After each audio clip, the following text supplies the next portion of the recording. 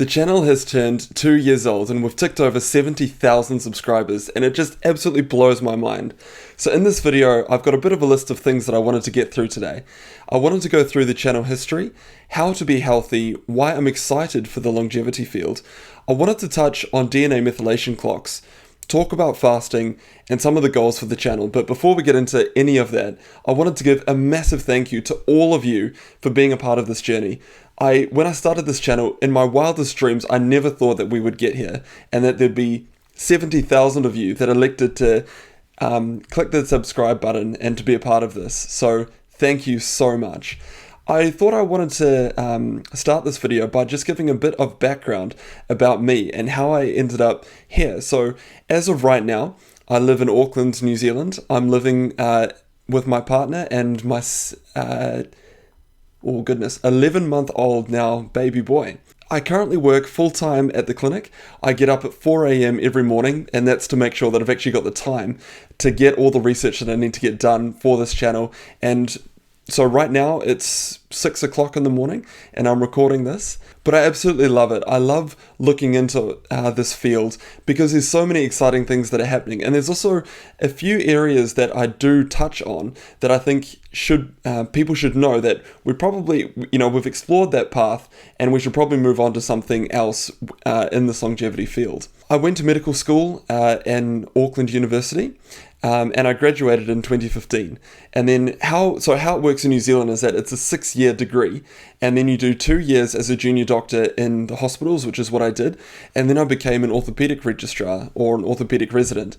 So that's where you're dealing with bones and broken bones and fixing things. So for about a year, I was helping to fix ankle fractures. I was helping to replace knee joints, hip joints, and it was a lot of fun, but I realized that that's not quite the future that I wanted for me. So I then became a general practitioner or a family doctor because I wanted to actually get to know my patients and help them become healthy so that they didn't need to go into hospital in the first place. And that's one of the big reasons why I wanted to start this channel as well. I realized that there were so many people out there who wanted to be healthy and they were researching things and wanting to take charge. But some of the stuff that they were reading online was just completely putting them in the wrong direction. And they're actually doing themselves more harm than good. And I realized that there wasn't really a source of information where people were quoting human clinical studies. So even people or blogs that were quoting studies, a lot of them were cell studies or mice studies.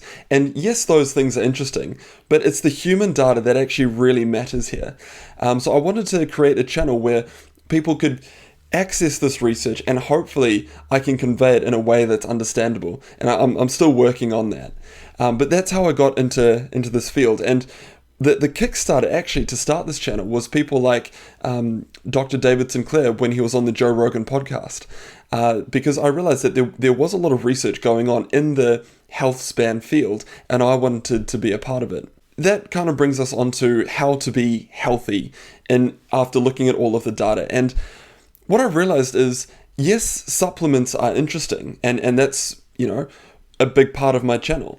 But really what it comes down to is a great diet, regular exercise, high quality sleep. You want to make sure that you've got solid relationships in your life and that you've got purpose in your life. Those are the things that really matter. The supplements, at best at this point, it's about a 1% gain. The other stuff that I've mentioned, that's where the true money is. And so that's 99% of what will actually make you healthy. And I really do want to emphasize that it's diet, exercise, regular sleep. That's what's important here, not so much the supplements. That was a big realization for me because when I started this channel, I thought that the so-called longevity field was a lot further along compared to what it actually is. I thought we were right on the cusp of having all of these treatments available to us that would significantly improve our health and improve our so-called resilience against disease.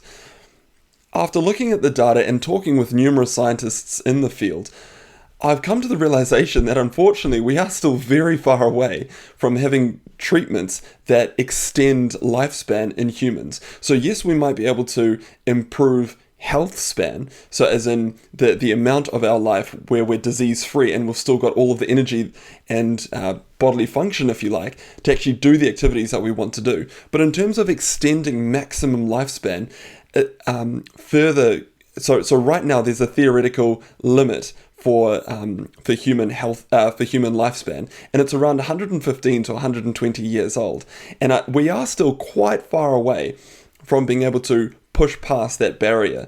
And what I'm hoping to do with this channel is find ways or encourage people to do things that can hopefully get us closer to that theoretical limit. And importantly, we don't want to be extending the last few years of our life where unfortunately, we don't have the muscle strength to do the things that we want to do. What I really want to do with this channel is encourage ways where we can hold on to our muscle strength and again do the things that we want to do for as long as possible.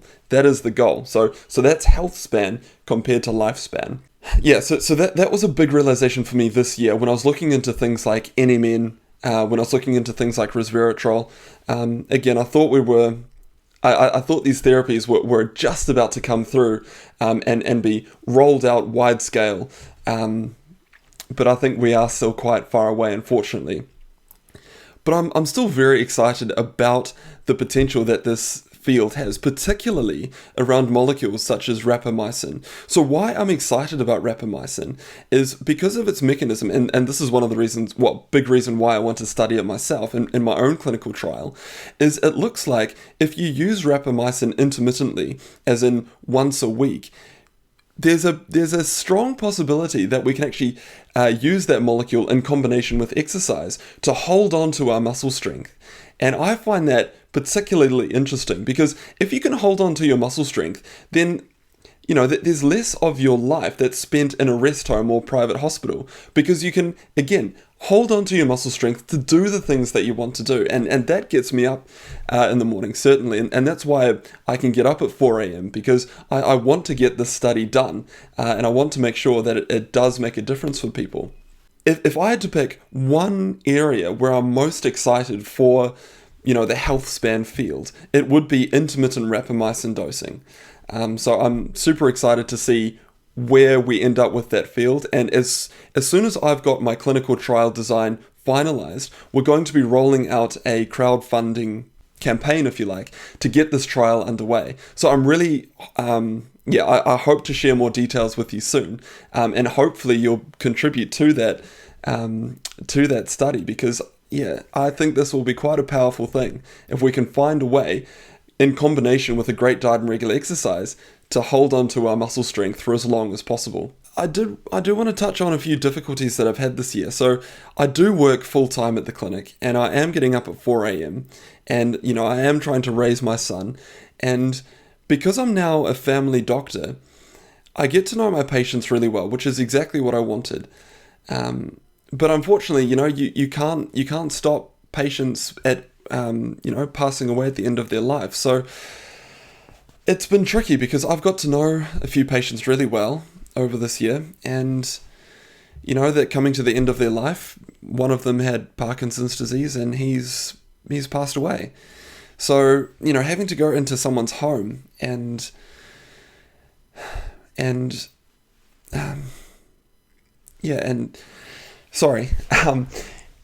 having to go into someone's home and certifying that, this person that I've known for the past year has died and seeing the family there, it's an entirely different experience compared to, what I used to do in the hospital. So in the hospital, if patients died, you hadn't really got to know them particularly well.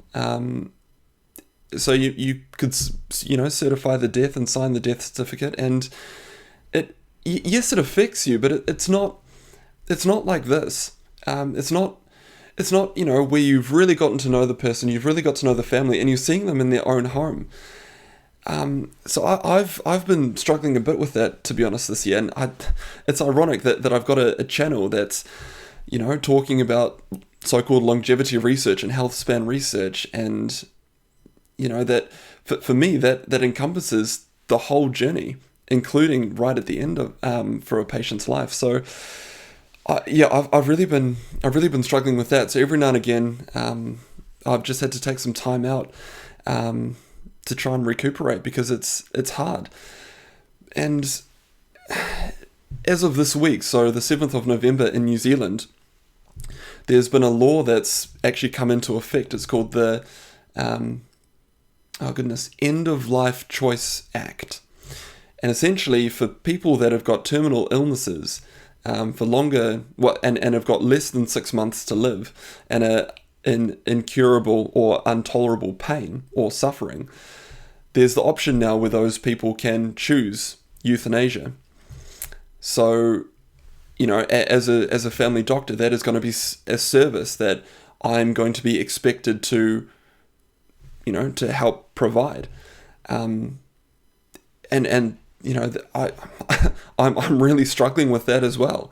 I've had one patient already said to me, he's got very, very bad heart failure, and he's struggling to breathe, and he's got lower back pain, and he says, look, I want to end my life, and I do think that patient's got less than 6 months to live, so I have to try and facilitate that process for him to end things. So it's hard. It's hard, and it's definitely not. When I started my medical career, it's definitely not something that I thought that I would be, having to do. So with this process in New Zealand, it requires 2 doctors to give sign off independently. So, morally, I'm okay with giving the second opinion to say, yes, I think that this person has, less than 6 months to live and is in intolerable suffering. So yes, if that's their choice and they're not being pressured by anyone, they can, go ahead with euthanasia. But that's not something that I certainly want to do in terms of actually giving the medications and the final rites. So yeah, struggling with that. But moving away from that, in terms of goals that I've got for the channel, so I've already mentioned the Rapamycin trial. So that is something that I want to get off the ground, and I think this is going to be quite a large-scale trial eventually. And again, I'm doing this because I want to find ways to hold on to muscle strength as we age. And I think that is just that is the pinnacle, I think, in terms of the Healthspan field. If we can find ways to hold on to that muscle strength. How I'm thinking about designing the trial is once a week rapamycin dosing compared to placebo, and both groups would be exercising at least 3 times a week. And I want to look at people between the ages of 60 to 70 years old, because that is the age where muscle strength really starts to decline. So if you can find ways of slowing down that decline with exercise, because we know that exercise, it helps to build up muscle strength and hold on to that muscle strength. So it's important to pair that exercise with an intervention such as rapamycin to see if that rapamycin will actually improve your muscle strength. So that's the overall trial design.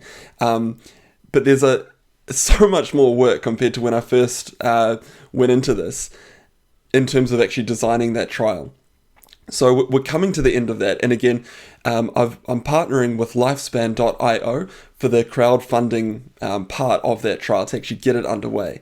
So again, as soon as that trial is ready to go and the crowdfunding is good to go as well, I will let you know, and we'll be doing a massive campaign to get this trial underway.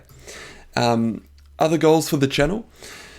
So I'm still working full-time at the clinic, and early next year, so in around April next year, I will be stepping down to 3 days a week, and that's so that in the other that's so that I've got sort of 2 to 3 days in the week where I can focus in on YouTube, focus in on clinical trials, and get things underway. So at that point, I'm hoping to get back to 2 videos a week of quality videos, and I also want with the videos, I'm trying to find ways to make it more, I suppose, interesting and accessible to the general population, because the videos that I do at the moment, they are so data heavy, which is good, that's what I wanted, but I want to find ways of essentially making that data more interesting and more of a story format, because I want people to be drawn into the videos that I do, and I want to reward people for actually clicking on my videos. I want to deliver them high quality content. Yeah, I'm still working on that, and hopefully when I step down my hours at the clinic, I'll have the time to devote to actually get that done and get that process underway. In terms of my supplement stack, I created a bit of controversy this year in terms of stopping resveratrol and stopping NMN. And I didn't mean to create controversy. I just wanted to share my thoughts around my decision-making process. So there was a few other YouTube channels that made some fairly scathing videos about me during that process. But I'm not here for publicity stunts. I simply just want to discuss the research and what I'm doing with that research. And the more I looked into resveratrol, the more I realized that that's not a molecule that I'd want to be taking. So the big thing for me with resveratrol is that the benefits in humans are certainly not clear cut. In the human studies, it looks like there is no benefit essentially with resveratrol. But the key thing that made me stop resveratrol was the downsides of it. So there's been multiple studies showing that if you take resveratrol, it looks like it gets in the way of exercise benefits. And that's huge. Like I've just mentioned for the Rapamycin clinical studies, exercise is such a big part of holding on to that muscle strength and performance. So by taking resveratrol, we might actually be worsening muscle function. Definitely not something that I want to do. And so with the supplements that I take, I'm all for taking supplements so long as they're safe and there's a potential way of how they're actually going to give that extra 1% benefit to our health. Looking at resveratrol, I couldn't make that judgment. I couldn't continue taking it knowing that I could be doing myself harm in terms of my exercise benefits. So that's why I stopped it.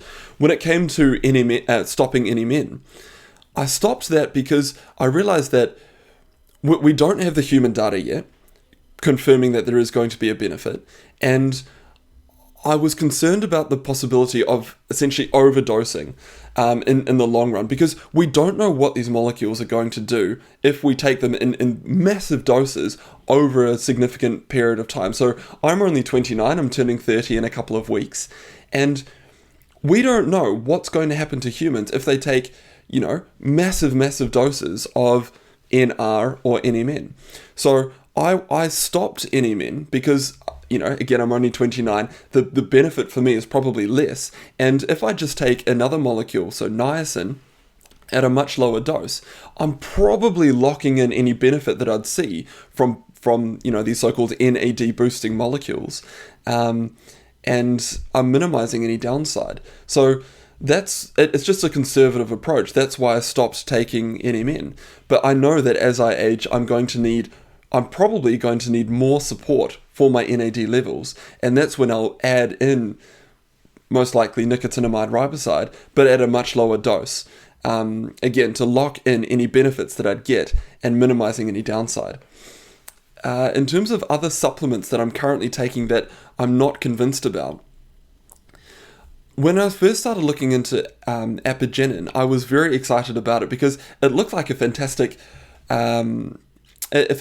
theory. So there's a molecule called CD38, and it looks like CD38 goes up as we age, and it's an inflammatory marker essentially. But the trouble with CD38 going up is that it seems to correlate really well with NAD levels going down. So if you can stop CD38 from increasing, maybe then you can stop the decline of NAD.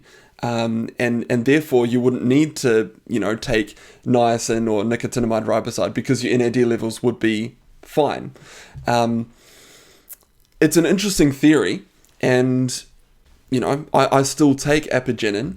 I'm I'm not convinced yet.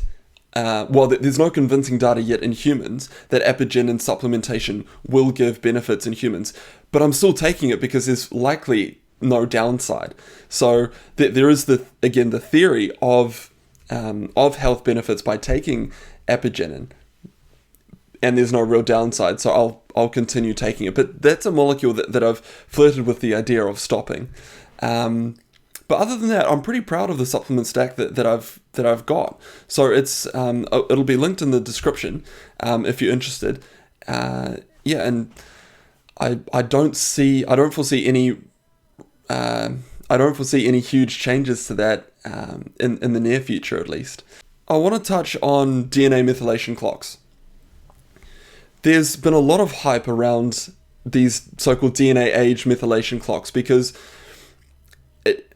measuring so-called mortality or death rates or aging in humans is actually quite difficult, particularly because if you did an intervention, taking rapamycin for example, to see if that would actually extend human lifespan, we would be waiting decades for that data. So you can see the appeal of things like DNA methylation clocks, because if you can measure the age of your DNA, and if you took a particular intervention and it lowered your DNA age, that seems fantastic, doesn't it? And it would shortcut so much time in terms of clinical trials. But I've got a massive problem at the moment with DNA methylation clocks. And it's this. DNA methylation clocks, they're not validated. So what I mean by this is, yes, you can measure your so-called DNA age.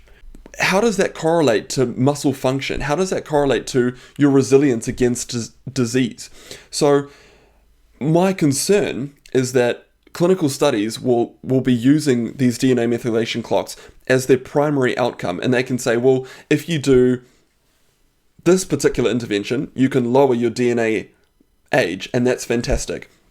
Therefore, everyone should be taking this intervention.